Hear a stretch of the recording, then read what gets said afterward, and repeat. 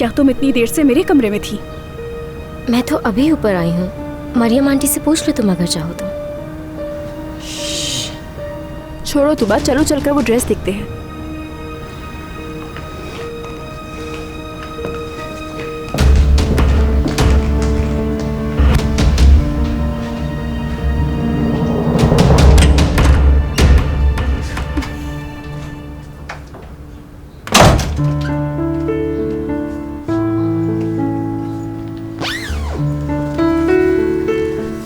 ये बहुत खूबसूरत है तुबा।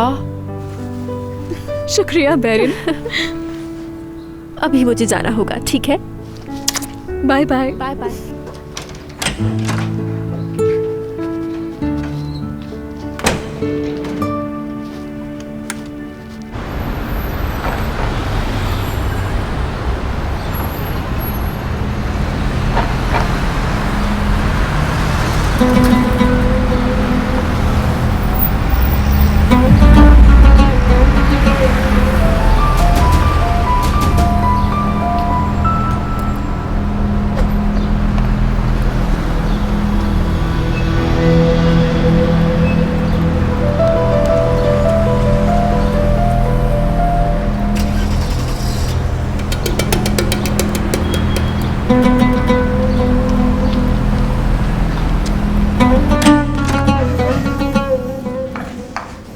और नाश्ता कर लो।